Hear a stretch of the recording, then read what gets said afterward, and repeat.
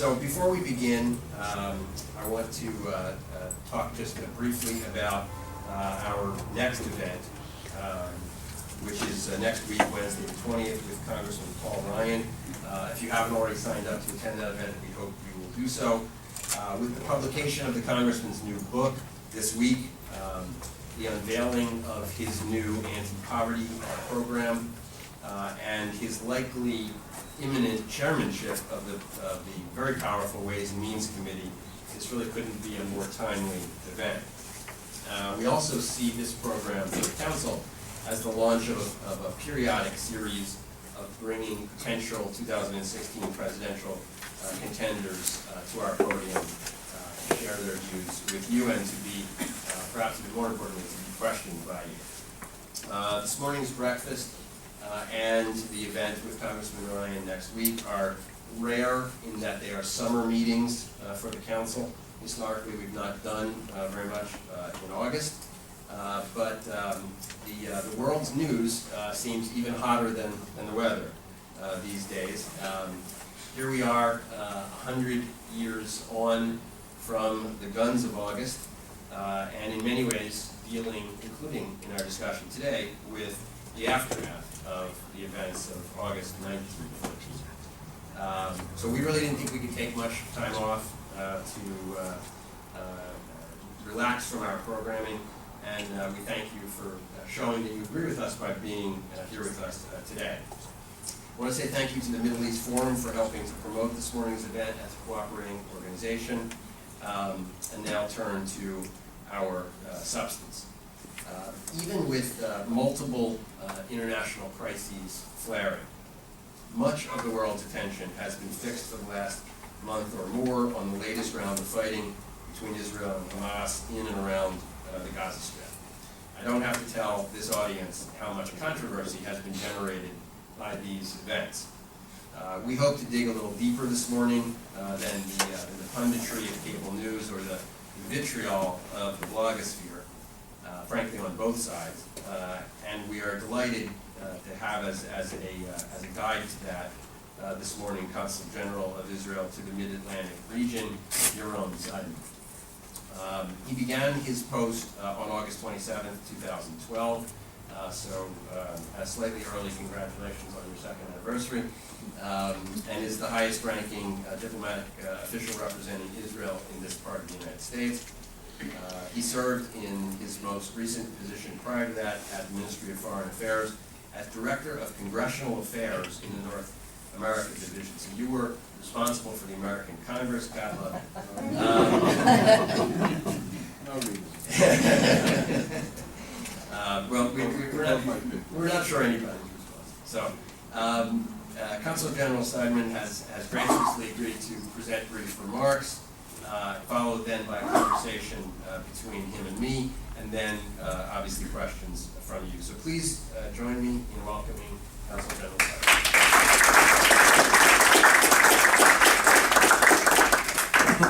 Thank you, Craig, and good morning to you all. Thank you for coming.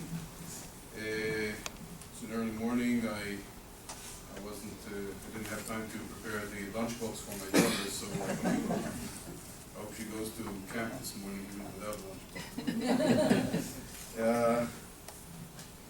But put that aside. I would, when we initiated this gathering, the topic of challenges and opportunities involving the Middle East, and as you said, Craig, events of the past month seem to have zoomed all of the attention span on Gaza and on Operation Protective Edge. I'd like to discuss that, and with your permission, put it perhaps in, we could put it in many contexts, but I'd like to put it in one or two a bit broader contexts that relate to challenges and opportunities in the Middle East. But first, let's briefly touch on the events of the past month, and then, of course, answer questions as required. Well, in this past month, starting July 8th, Israel has been engaged in a campaign of self-defense. a campaign of self-defense against terrorism that was directed against Israel's civilian population by Hamas in Gaza, both above the ground in the forms of rockets and missiles, and below the ground in the form of tunnels dug from Gaza to Israel with the sole aim of kidnapping Israeli citizens or soldiers, or creating terrorist activities on Israeli soil. I think the best way, on a very individual level, to try and relate to the situation Israel is in today, and has been in for quite a while, is to ask ourselves the following question: what would I do if my neighbor were to sit on his balcony, put his 4-year-old son or daughter on his lap, and start shooting at my house and at my children? How would I react? Or how would I react if that neighbor were to dig a tunnel from his house to my house in order to either blow my house up or kidnap my children? On a very personal level, I think each and every one of us can answer that question very easily. And the same answer applies also under international law to countries that are experiencing such terrorist activity aimed against their civilian population, and have both the right and the responsibility under international law to protect their civilian population. Touching on some statistics, up until now, just over 3,000, or close to 3,500 rockets and missiles were fired at Israel from Gaza from the beginning of this operation. And put it in a bit of a wider context, that totals nearly 15,000 rockets that have been fired at Israel since it pulled out of Gaza in 2005. So it did not start this past month, but really we've been incurring this situation for nearly the past 10 years. Hundreds of those rockets were intercepted by Iron Dome, and Iron Dome is the missile defense system that is heavily supported and funded by the United States administration and Congress, and there is no way to express Israel's gratitude to the United States for supporting it in this particular system, but in so many other ways. And I can tell you for certainty that had those hundreds of missiles and rockets not been intercepted and fallen on civilian areas, the casualty rate in Israel would have been much larger, and the whole turn of events, we would have been in a totally different situation, much worse situation today than we are. Things could have easily spiraled out of control, even more so than presumably they have. I'm not sure that they have, but the eventuality would have been completely different without that system. Nearly 75% of Israel's population was within range of Hamas Islamic Jihad rockets from Gaza. That includes Israel's major metropolitan areas: Tel Aviv, Jerusalem, Haifa, Ashdod. I could go on and on. Each and every one of us who has relatives in Israel was on the phone with them on a day-to-day. And I had several of my conversations with my parents cut short because a siren went off and they had to rush to shelter. And they live in Tel Aviv, which is the largest coastal metropolitan in Israel, and they're quite elderly. For them to run to shelter in the middle of a conversation with their son or daughter-in-law is a disturbing situation. The chronology of the events, and here I will, start with July 2nd, the day that the Palestinian Unity government was announced, and it touches upon what I'll get to in a few minutes, which is the short-term context of the unfoldings in the past month. But I'll just lay out a few key dates here. So on July 2nd, a Palestinian Unity government was established that incorporated Hamas in that government, between Hamas and the Palestinian Authority, the Fatah movement, with which Israel was negotiating the terms for a potential resolution of the Israeli-Palestinian conflict up until that point, or close to that point. We tend to forget, but there was a nearly year-long brokered attempt by Secretary of State Kerry to get Israel and Palestinian Authority in the negotiating process. And indeed we were in that process up until the Palestinian president invited Hamas into a unity government, at which point that process ended.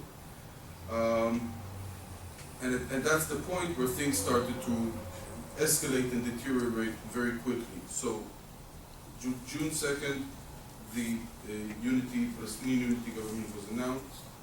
June 12th, the 3 Israeli teenagers were kidnapped by Hamas terrorists, funded by Hamas in Gaza. They were kidnapped in the West Bank, but through a funding mechanism that was in Gaza, and they were murdered brutally. At the same time, rockets started being fired from Gaza onto Israel, and for nearly a 3-week period, Israel restrained, both in light of the kidnapping and murder of the 3 teens and of the nearly 300 rockets fired at it during that time frame, and sent messages that quiet will be met with quiet. That is, if Hamas stop firing rockets, we will not retaliate. It was said clearly by the Israeli Prime Minister. That did not happen, at which point on July 7th, Operation Protective Edge was launched. And it pretty much is still in effect until this day.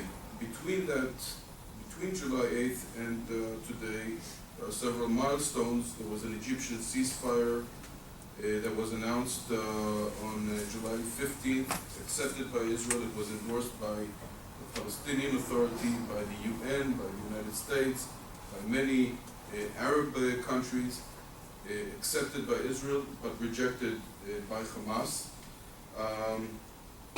Between that point and today, there were several humanitarian short-term ceasefires that Israel accepted and respected, but were violated by Hamas. On July 18th, Israel embarked on a ground operation in Gaza. Up until that point, Israel's retaliation was solely through airstrikes, and primarily through airstrikes. And Israel launched that ground operation because it was the only way to dismantle the terror tunnels dug from Gaza to Israel. And on August 5th, that ground operation was completed. Israel pulled out its troops after destroying 32 known such tunnels. How many still exist that we do not know about is a question.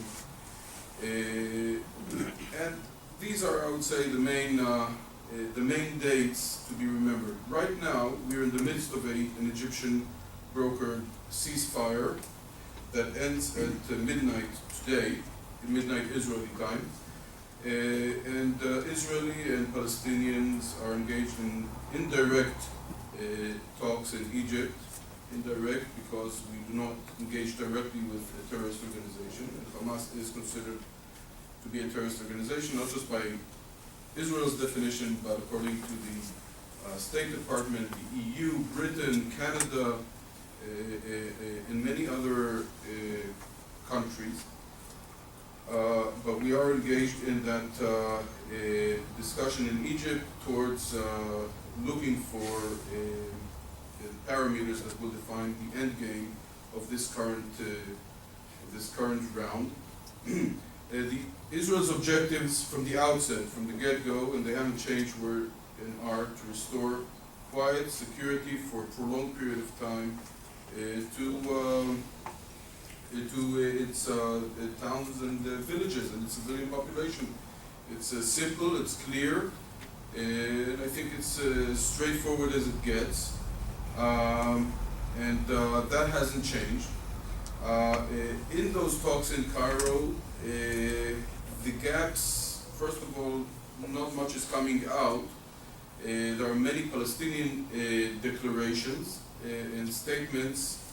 Israel is keeping very quiet. The Israeli negotiators were not coming up with statements, except for saying that a clear long-term strategic objective in Gaza has to include demilitarizing the Gaza Strip, demilitarizing Hamas, Islamic Jihad, and other organizations in Gaza, because clearly their aim is to terrorize Israel. It's clear from the Hamas charter, and it's clear which stipulates the killing of every Jew on the face of the earth and eliminating Israel off the map. It just says so, pretty much almost in those words. And just to reinforce it, it's also repeated on a very regular basis by Hamas leaders. So that's their clear and only, or certainly main objective. They shouldn't be given the wherewithal with which to fulfill that objective. So demilitarization of Gaza is a clear long-term, not simple to achieve, but aim that we are putting on the table is something that has to be thought out, mapped out, strategized, and implemented thoroughly. There are many other gaps that between the Israeli and Palestinian delegations in Egypt that I won't go into. But as far as what we are concerned with, demilitarization of the Gaza Strip is an essential component to any end game because otherwise we will have ended this round. And a year from now, we'll find ourselves in the exact same situation if Hamas is allowed to rearm and restock itself with weapons. And we don't want to find ourselves in the exact same situation, not for the sake of Israel's civilian population and for the sake of the Palestinian population in Gaza, which is suffering as well under Hamas rule, and is being exploited and used by Hamas.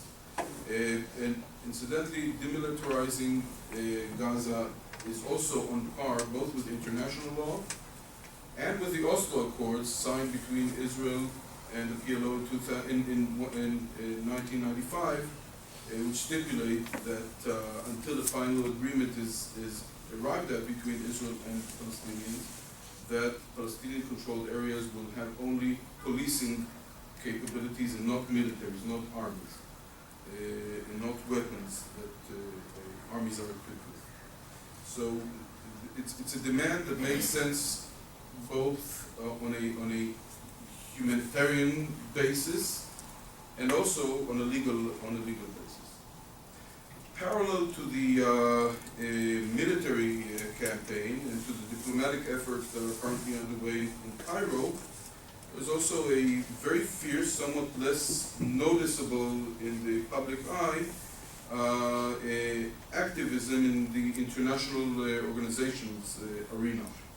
Both in New York, in the UN, the Security Council and the General Assembly, and in Geneva. The latest development on that is that 2 days ago, the United States, the UN Human Rights Council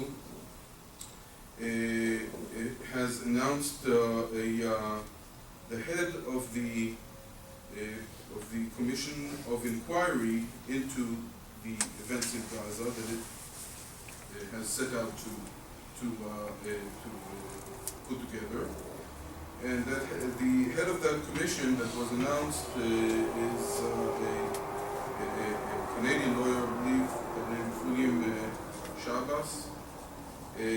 Has a very disturbing long track record of anti-Israel remarks and attitudes.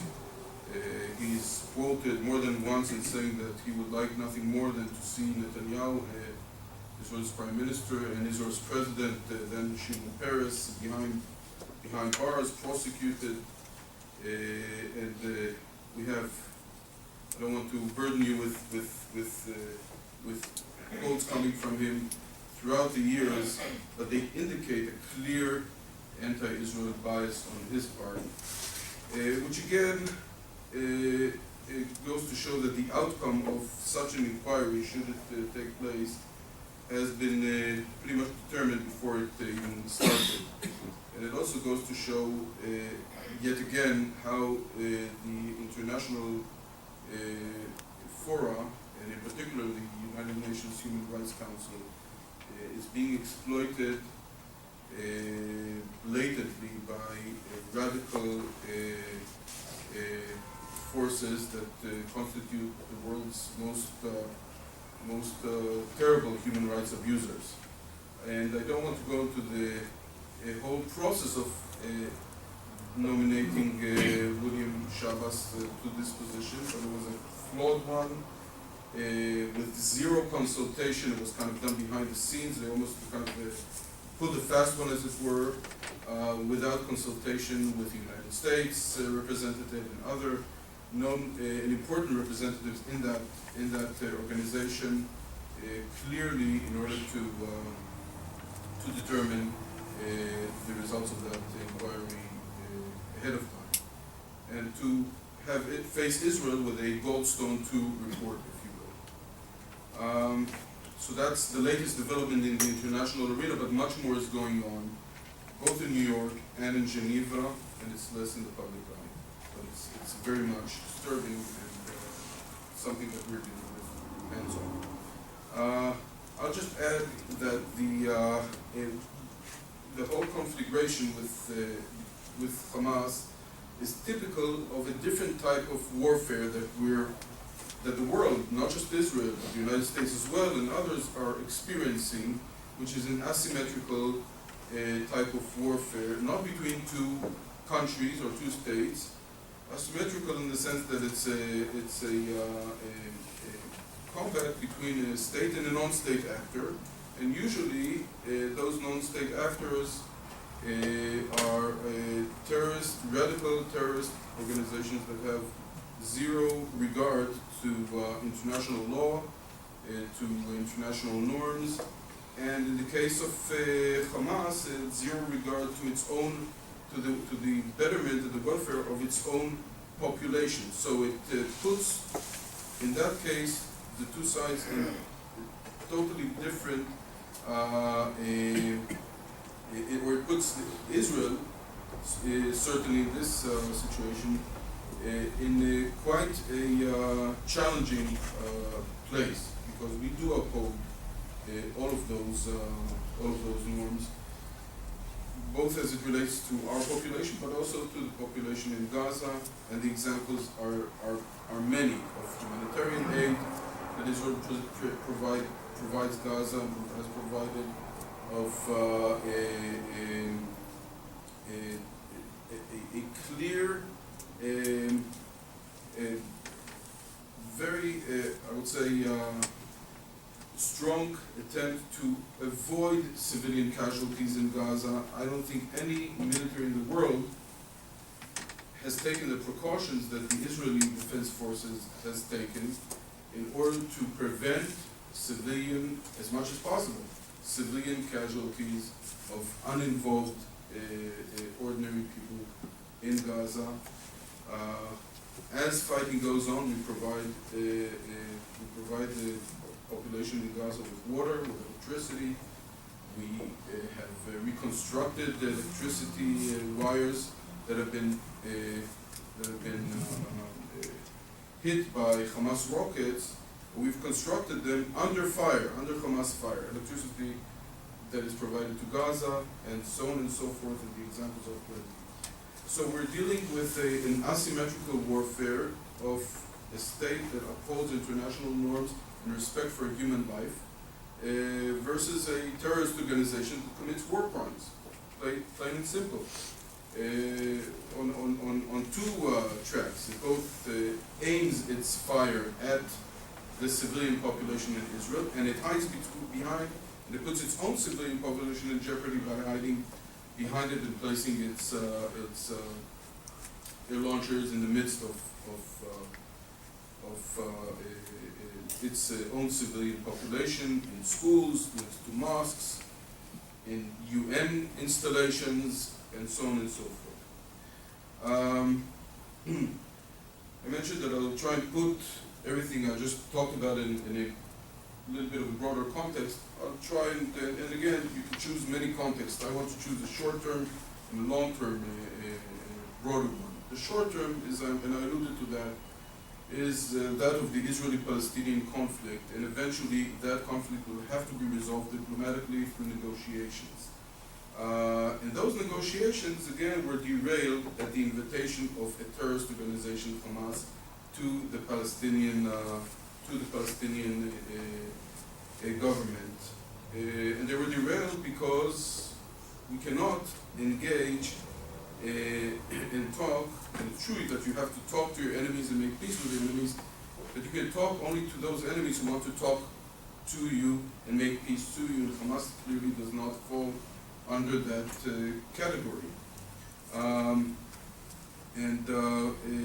I think a clear general lesson to learn is that by inviting a terrorist organization into a civilian setting, into a unity government, and unity is always a nice word, and by having it wear a tie and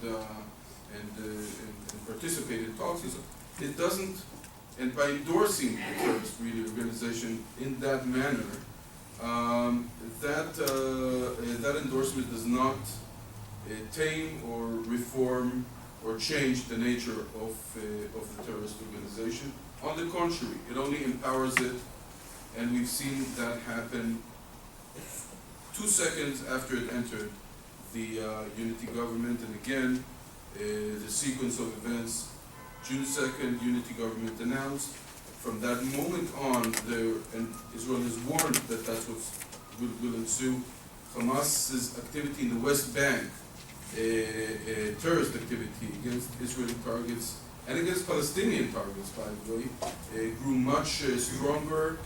June 12th was the kidnapping and murder of the 3 Israeli teenagers, fire from Gaza, and things have just escalated from there. And the starting point of that escalation, I think, can clearly be pegged at Hamas's entering into the unity government, and it feeling a sense of empowerment due to the endorsement that it received by the Palestinian president and by many countries around and organizations around the world. And it led to the exact opposite of what many had expected. That's one context. The second context is that of the seismic changes that the entire Middle East is undergoing since the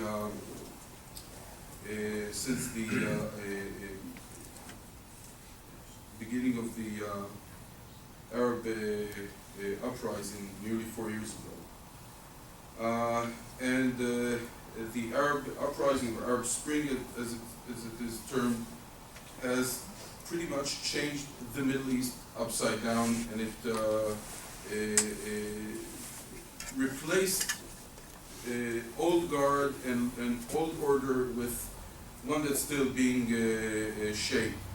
I think it's safe to say, for example, that the Sykes-Picot agreements, the post-World War I agreement between Britain and France, carving up Ottoman Empire territory in the Middle East, That agreement that defined borders in the Middle East region for nearly a century has completely collapsed. It was an agreement that was enforced in the first half of the 20th century by colonial powers, and in the second half it was enforced by primarily civilian Arab dictatorships that we worked with and we knew, and through them we thought we knew how the Middle East works. When that collapsed nearly 4 years ago, and when those dictatorships either were kicked out or are in the process of being kicked out, all the demons in the Middle East broke loose, and the rifts that had existed but were undercurrents became in the center of attention and really came to the fore. Shiite, Sunni, tribe versus tribe, sect versus sect, movement versus movement, producing a Middle East that is fraught with instability, volatility, and uncertainty, a great deal of uncertainty. With the breakdown of that old order, there was also a collapse of the many paradigms that we held in Israel and the United States and all over the world, and through which we thought we understood how the Middle East works, and we were dead wrong. We were thought that countries in the Middle East are led by and are directed by the dictators who controlled them, and that there was very little room for civil society in the decision-making process or in the dynamics that directed an Arab country this way or the other. We thought that if we, and all of us, associated countries like Libya with Gaddafi. Well, who controls Libya today? For decades we associated Libya equals Gaddafi. You want to know what Libya is going to do? You have to enter Gaddafi's mind or safe, and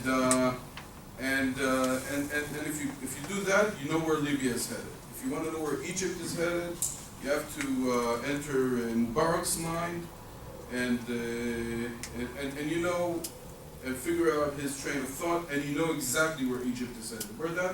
That's no longer the case today. With Libya, with Syria, with many other countries. So those paradigms were thrown out the window when those regimes either collapsed or are in the process of being collapsed.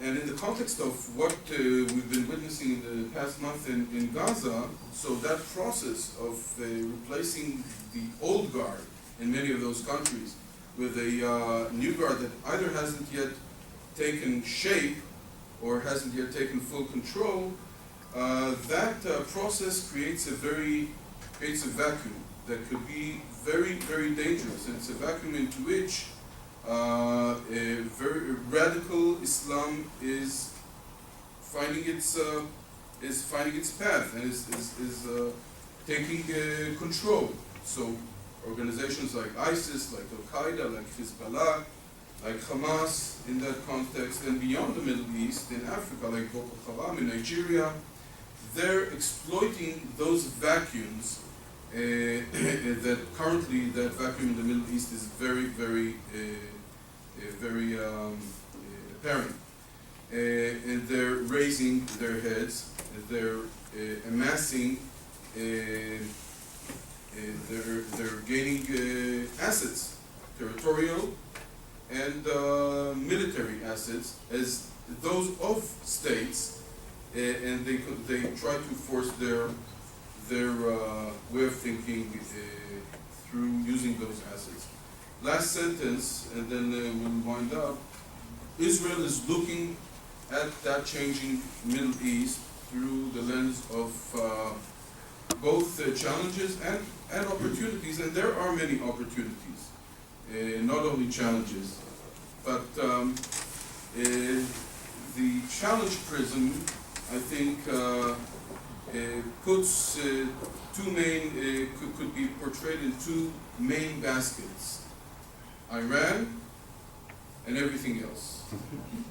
And I include the Israeli-Palestinian conflict and the configuration with Hamas in Gaza. In that, even though we've devoted most of our time today to that, in that everything else basket, because clearly the main challenge at hand for Israel and for the entire world is to prevent Iran from becoming a threshold military nuclear state. I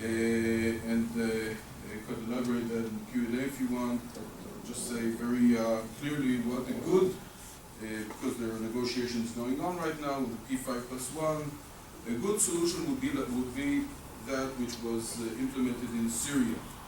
Dismantle and remove. That's what was the case in Syria. Chemical weapons in Syria were dismantled and removed.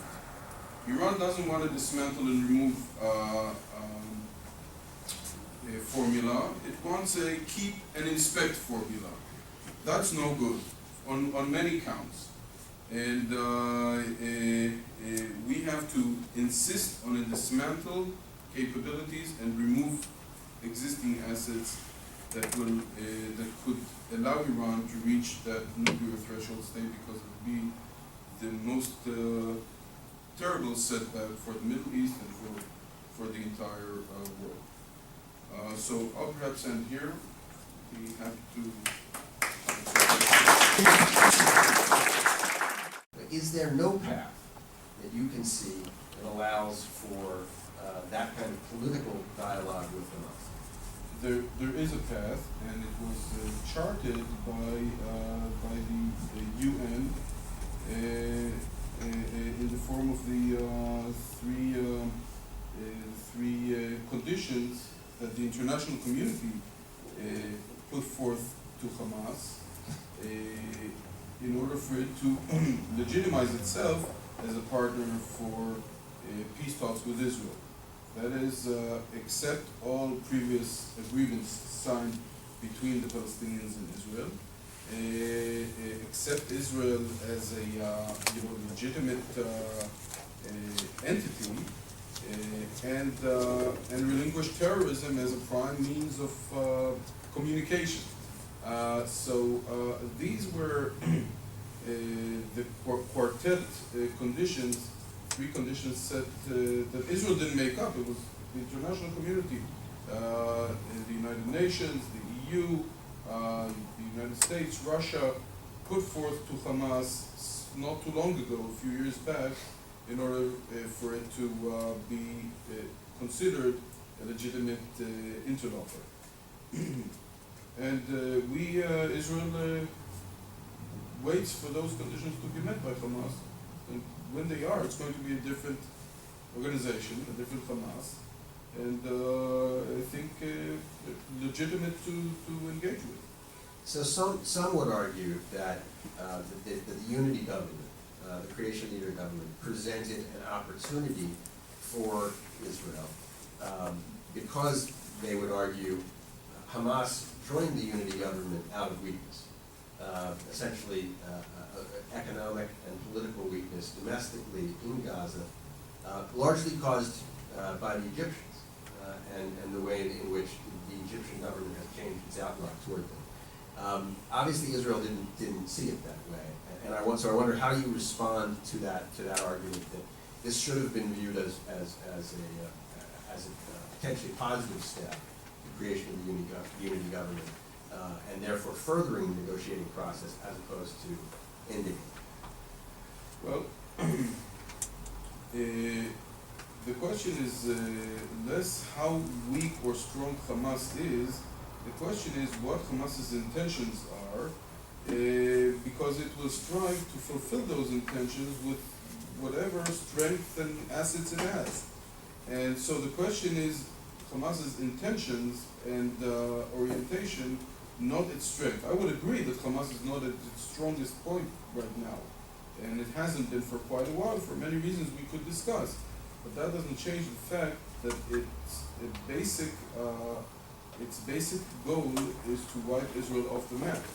It's stated clearly in its charter. It's repeated almost on a daily basis by its leaders, and it's practiced by its rockets. that it fires on Israel. So the question is not can we or should we talk to a weak Hamas, but should we talk to any organization that doesn't accept our legitimate right to exist under any border setting? And Hamas simply does not accept Israel's right to exist. It's unfortunate. I would like it to be different. The three quartet benchmarks are, if they are met, they would render the situation different. But currently, it is, they have not. So the current round of fighting has led to a lot of discussion, almost around the world, about the question of proportionality and defining proportionality in asymmetrical conflict in the 21st century. So the Prime Minister Netanyahu has really been at pains to persuade the world that Israel's response has been proportionate, but a lot of the world does not seem persuaded of that. So my question is whether the immediate security gains that have been made through the military operation are potentially outweighed by political isolation of Israel in a world in which it is largely being seen, not everywhere of course, not universally, but in many quarters being seen as having produced disproportionate civilian casualties, and therefore seen by some people as the quote unquote bad guy in the situation. Well, the math that should be employed here is not judging whether Israel was in the right or in the wrong according to how many Israeli civilians were killed. There will be many actors in the world that would be happy to see a higher casualty rate in Israel. That's not the way to judge this. I mentioned Iron Dome, I didn't mention the preparedness that Israel has done over the years in order to build bunkers, bomb shelters for its civilian population in order to avoid casualties, and luckily that preparedness worked.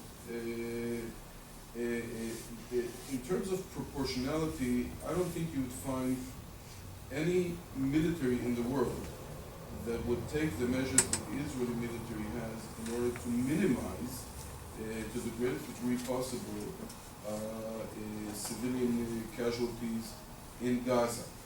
And each and every incident, by the way, of a civilian casualty in Gaza, even if it's just one person, is being currently these days inspected by a major general in Israel who is tasked to do that.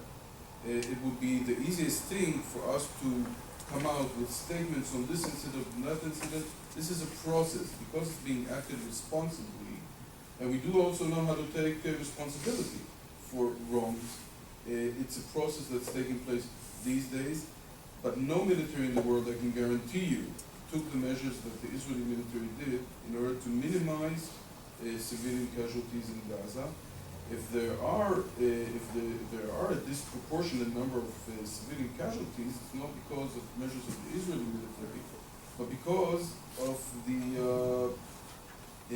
fact that Hamas embedded itself and its military installations and its rocket launchers in the midst of the civilian population in Gaza. It's because after Israel sent out pre-warnings for civilians by phone calls, by leaflets, by many other means to evacuate areas, Gaza, the Hamas forcibly kept them at their houses and prevented its own civilian population from seeking a safer haven.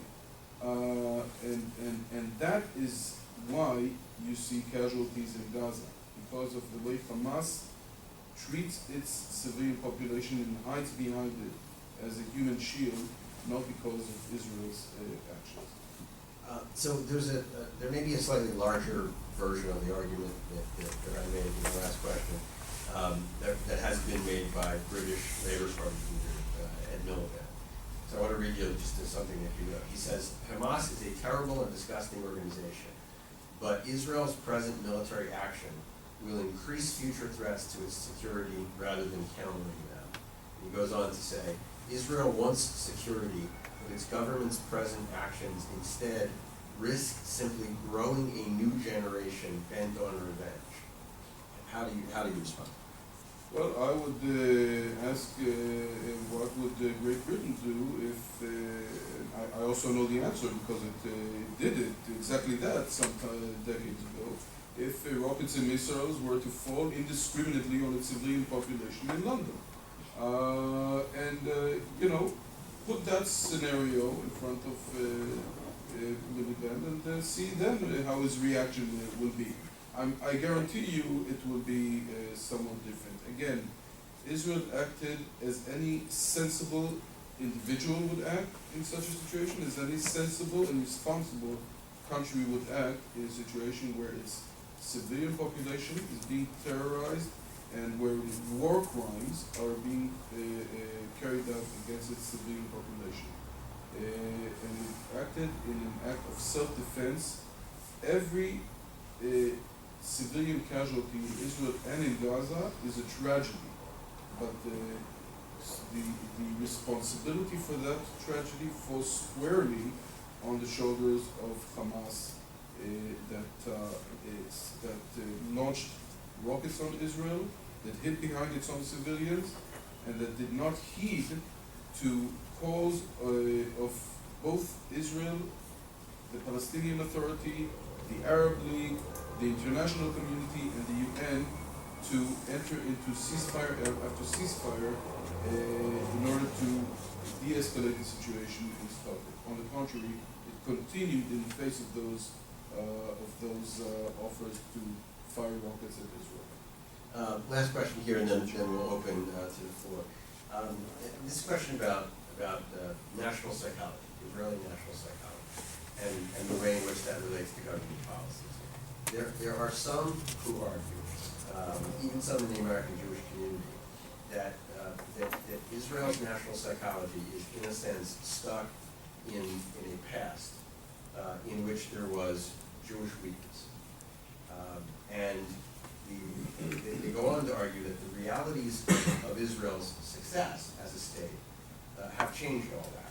So the argument is Israel still sees itself as prey, when much of the world has come to view Israel as predator. So the question is, are Israelis and their defenders abroad too quick, perhaps, to characterize these arguments as anti-Semitism, rather than acknowledging what has been a great historical transformation in terms of the power of the Jewish people, given the success of Zionism in Israel? First of all, no doubt that in its 65 years of existence, Israel achieved a great deal, and we by no means see ourselves as prey. We've established a very strong, vibrant economy, and incidentally, that economy has not been hurt or jeopardized one bit in this past month of the geopolitical unfolding in Gaza and beyond. And it hasn't been affected because it is strong, because it's a magnet for investors, because it has established a name for itself, and in the global world that we live in, it is a draw and a source of great pride. But we don't see ourselves as prey, but we do, however, keep our eyes open on what's going on both in the Middle East and beyond. And we see that whenever that our security cannot be put in the hands of a third party, but has to be handled by ourselves.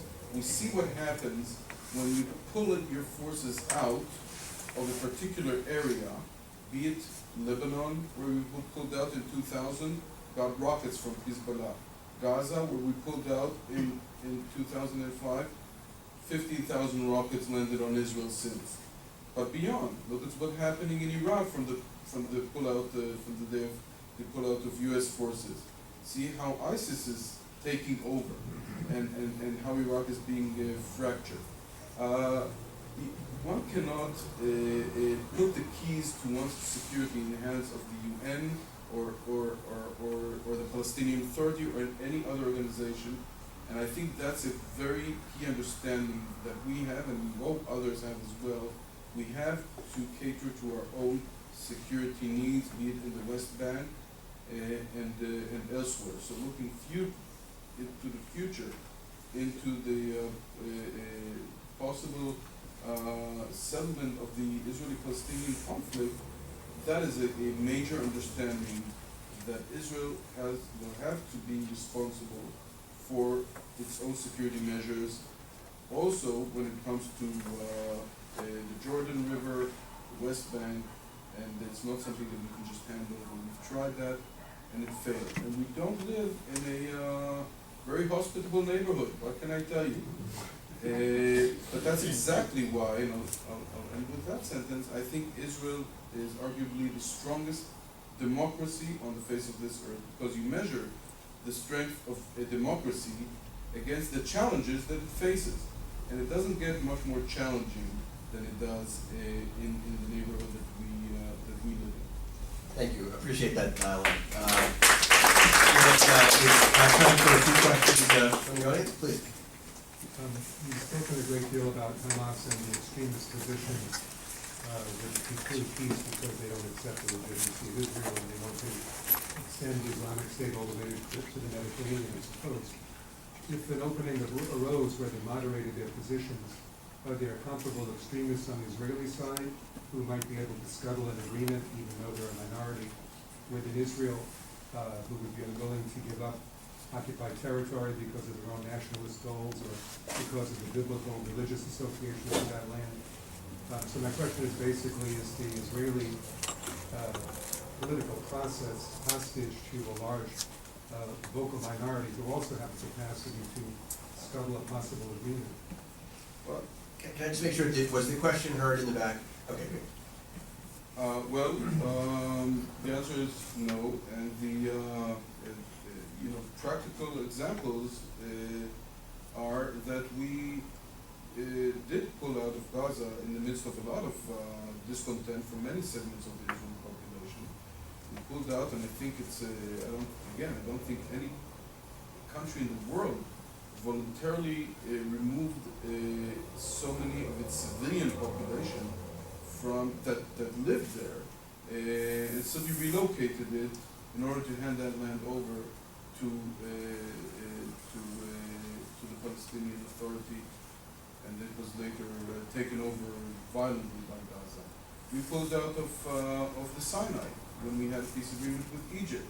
So we pulled out from, and that too was of course there was a fierce debate in Israel. There were voices for, there were voices against, but at the end of the day, Israel is a democracy, and it has a government, and it has a prime minister, and there's a very orderly decision-making process, and at the end of the day, political decisions are made and carried out. Even in the face of opposition, there will always be opposition, but they are carried out, and I just gave you two examples of how Israel pulled out of territory for projected peace. In one instance, we got peace, in the other, we got fire. But we were politically able and are able to do it when the time is right. Please. You identified the formation of the unity government as kind of a sentinel event in early June that led to what's going on. And I wonder if you would speculate as to why the Palestinian Authority and Mahmoud Abbas chose to take that step. Because clearly it was a relinquishing of some power and influence, maybe feeling that they were weak and that they would be strengthened by that unity government. It seems a little strange that they would choose to do that. Would it be frustration over the process of negotiation?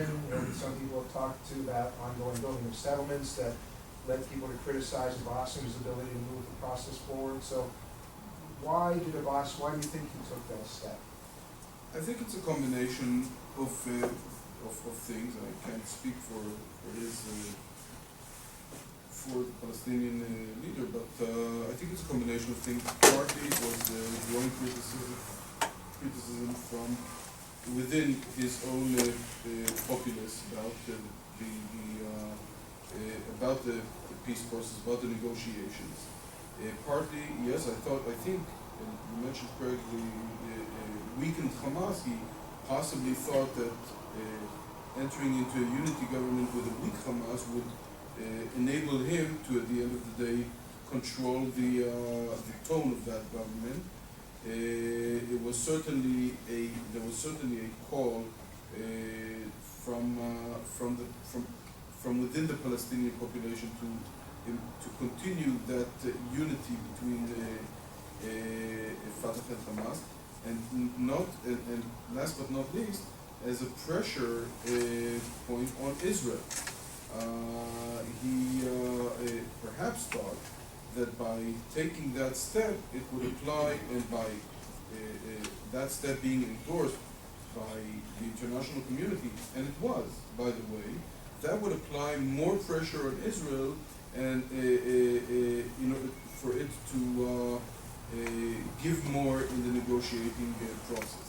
So I think all of those were bits and pieces of the decision-making process that went on in his mind. It was also in the time that he was, and Abbas has a touch-and-go policy when it comes to negotiations with Israel.